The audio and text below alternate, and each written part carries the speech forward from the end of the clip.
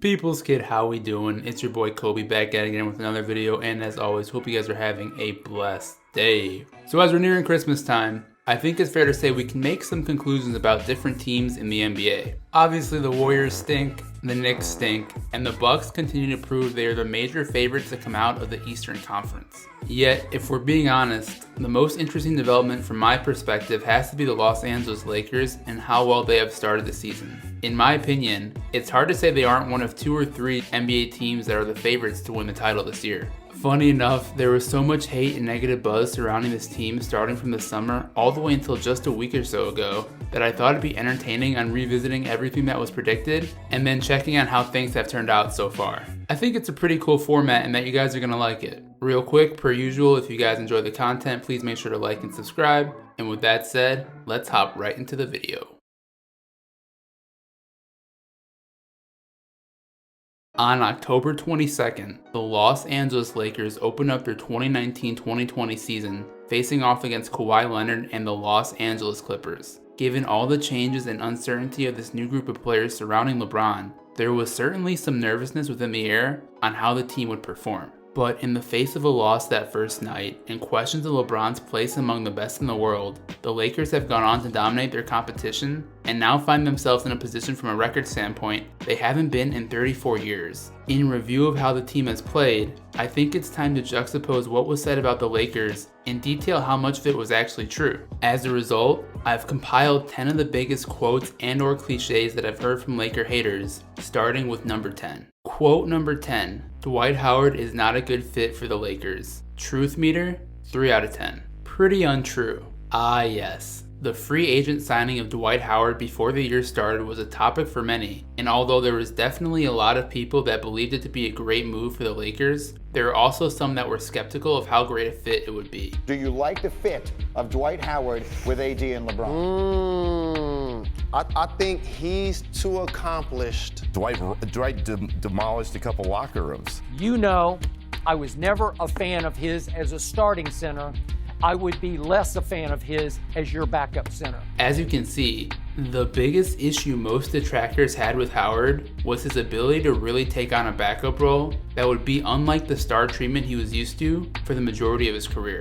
Well, might as well chalk this up as the first oops of many opinions that have gone up in flames. Because playing in all games this season, Dwight Howard has been anything but a has-been and is arguably the best backup center in the NBA, providing 20 minutes of elite center production for the Lakers, averaging 6.7 points per game, 7 rebounds per game, and 1.3 blocks per game with a scorching 71% field goal percentage.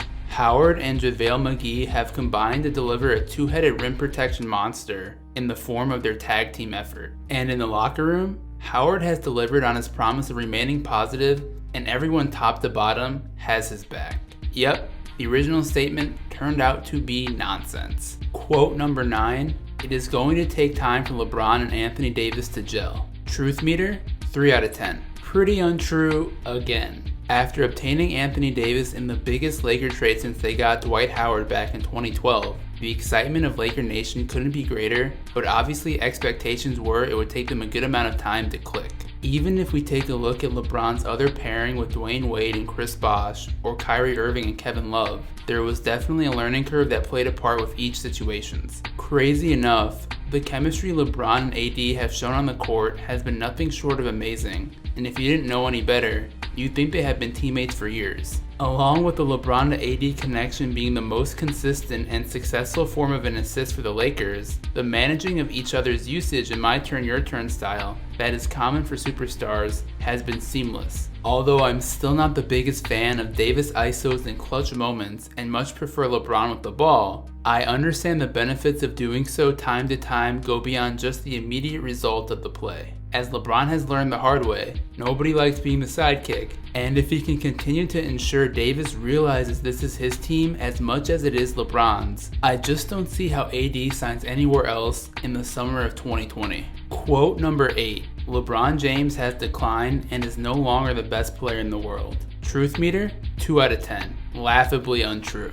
think this one kind of speaks for itself as to how blatantly wrong some people were with believing LeBron James had taken a step back with respect to his play. I made a video at length explaining why the king is still indeed the king, and 3 weeks later I can confirm nothing has really changed with the original point. Averaging 25.9 points per game, 7.1 rebounds, and 10.8 assists, LeBron is having a career year in many respects and still manages to dunk the ball like this. For all the years James has been cut off from MVP discussion, I am begging and urging NBA voters to not screw him over again this year. Because if the Lakers have the best record at the end of the season in the West and LeBron manages to play 70 games, how can he not be the MVP with the way that he's playing? Not to say players like Giannis or James Harden also won't have a case for it, but because the award is so dependent on the narrative as opposed to the best player in the league, I don't think LeBron will ever have a better shot than this season. Quote number 7. The Lakers need a third playmaker scorer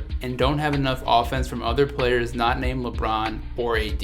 Truth meter? 8 out of 10. Strongly true. Okay, I think we finally have a quote that is worthy of some actual discussion. Despite starting with the best record in the NBA and looking like legitimate title contenders, the Lakers are definitely not void of blind spots that they should look to correct. Over the offseason, I give the front office a ton of credit on getting guys like Danny Green, Avery Bradley, while also re-upping JaVale McGee and KCP, but the reality is it feels like they are still one AD injury or LeBron James injury away from really having a problem scoring buckets. Now, as it stands, due to the all-NBA play of these superstars, the Lakers rank 8th in the league in points per game, and their offensive rating is 4th, yet it is a bit concerning to see how much offense is really delivered by those two. Not even counting hockey assists, LeBron and AD are contributing 81.5 points a game for the Lakers, or 72% of the total points scored every game. Granted, it's not like this overwhelming two-man formula hasn't worked before for championships, yet it is hard to say this isn't an insecure position to be in.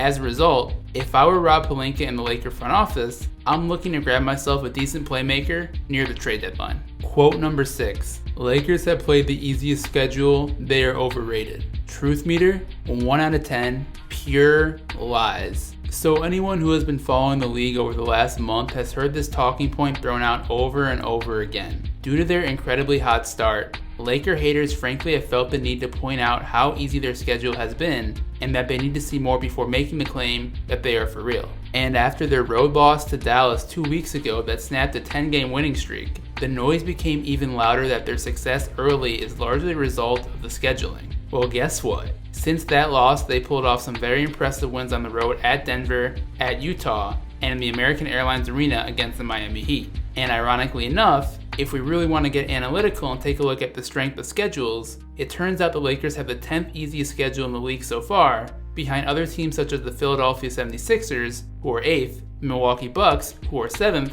and the Dallas Mavericks, who are tied for 3rd. Don't get me wrong, I'm a huge fan of both Luka and Giannis, but the bias here from the media and Laker haters is too hard to ignore. It's funny, I haven't heard any talk about how easy the schedule has been for either of these two teams, but rather how amazing Luka and Giannis have been. Nonetheless, in reality, the obsession over the Lakers' schedule is completely bogus, and made even more bogus by the numbers. Quote number 5, Alex Caruso is a better meme than NBA player. Truth meter?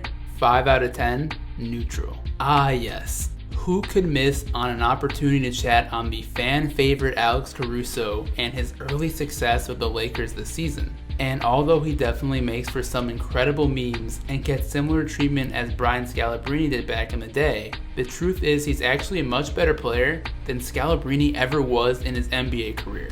Even in just limited minutes for the Lakers this year, Caruso has made an immediate impact on the team on both sides of the court. In particular, beyond his impressive athleticism and energy dunks he has contributed, Caruso is actually a very sneaky good perimeter defender that provides the Lakers some much needed toughness and lateral quickness against speedier guards. And if we compare his box score plus minus against his teammates, you see he actually finished 4th on the team, only behind Danny Green, Anthony Davis, and LeBron James. To make it even better, I haven't heard one negative story about him since the season started, and even if he isn't a player worthy of starter minutes quite yet, I just don't know how he isn't a major factor in April when the Lakers are starting their quest for another NBA title. Quote number 4, Kyle Kuzma is overhyped and won't produce as expected. Truth meter? 7 out of 10, fairly true. Sorry about this one, Laker fans, but there is some truth to some of the Kyle Kuzma criticism. Despite undoubtedly being a good find in the 2017 NBA draft,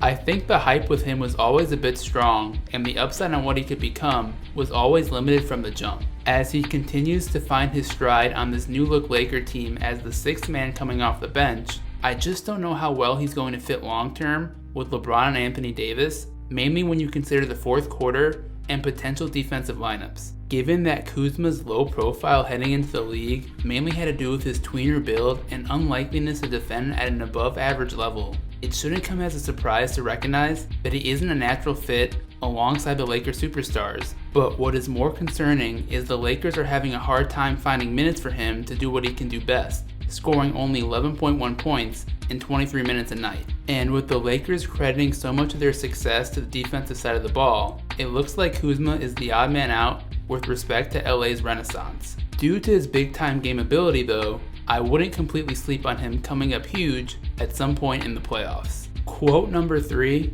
Frank Vogel can't coach LeBron and he was a bad hire. Truth meter, 4 out of 10, slightly untrue. No matter what people want to say about LeBron James and his coach-killing reputation, there is little doubt he's one of the greatest luxuries for a coach to have when it comes to personnel, given his versatility and all-time greatness. When the Lakers made the decision to hire Frank Vogel, there were definitely some chirps from both fans and media that wondered if he would be able to really handle the burden of coaching LeBron and whether or not the team would be successful as a result. Well, as we hit a pretty decent sample size, it looks like Vogel has done a solid job so far, looking at how the Lakers have performed. Now, if you know my opinions on on-court coaching in the NBA, you'll know that I think it is a lot more overrated than you might think, and ultimately, about 85 to 90% of the success is driven by the personnel and performances of a team's key 2 to 3 star players. Where the coach's greatest value comes from, however,